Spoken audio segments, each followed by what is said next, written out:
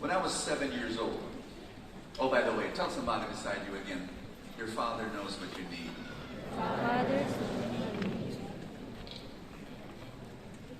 When I was 7 years old, my dad came home one day and he gave me my favorite then, a pack of cheese curls, a tiny one. And I felt like I won the lotto. And maybe children here might say, what's so special about receiving this? Oh, when I was growing up, money was tight. 6 children. I was the youngest. I had 5 evil sisters, elder sisters. And everything was supposed to be shared. But for the first time, Dad came home, and my dad said, this is for you, go. I clutched it near my chest, held it like it was gold, and jumped up and down. And I squealed in delight, yippee! Mistake. Wrong move. Because my sisters heard. And they lined up. You know, they saw me carrying this thing. And they lined up, wanting to get their share.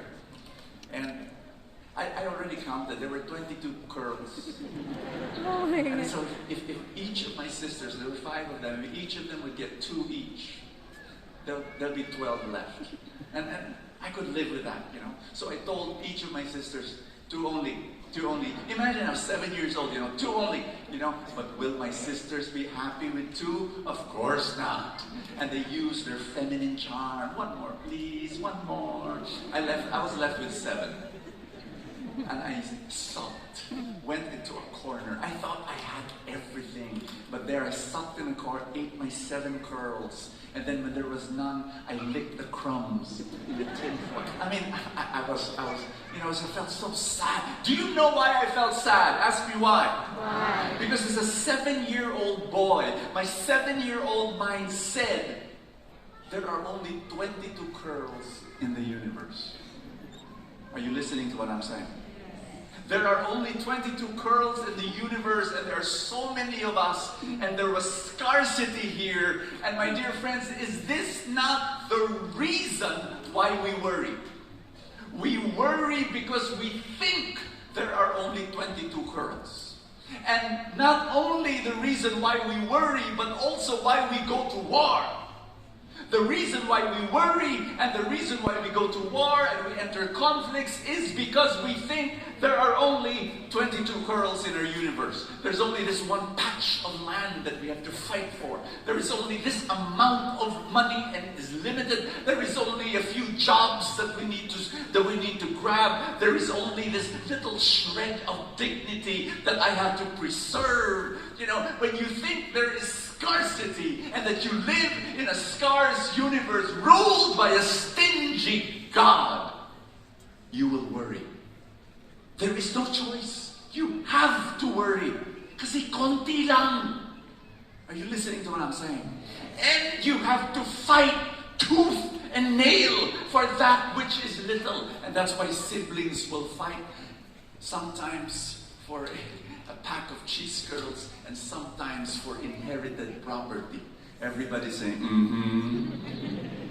And this, and why? And this is what I'm going to share with you today, that Jesus, He saw the world in a very different way. He saw a world bursting. Everybody say bursting. Bursting. With blessings. So much. It's wild. It's crazy. And if you believe, everybody say I'm listening. I'm listening. If you believe in a universe of abundance that's ruled by an extravagantly generous God, it will shape your lifestyle. It will shape your decisions. It will determine the kind of relationships you will have. It will determine whether you will sacrifice or not. Are you getting what I'm saying? Are you tracking this? In fact, when Jesus said, look at the birds, look at the lilies, you know what I think? Ask me what? I think He literally meant it. So, tayo kasi, parang, look at the birds and No, literally. If you are worried, look. Actually look. Saan? Wala dito eh. Jesus said, look, go out. Look at the birds. Look at the flowers. How many of you here, mga plantito, plantita, because of the pandemic? Do you know that you're blessed? Because you're obeying Jesus. Look at the plants. Look, you're going to see abundance. World Health Organization says, at any time, any given time, 970 million people suffer from mental health challenges. Young people more than older people. This is crazy. This is alarming. And do you know why?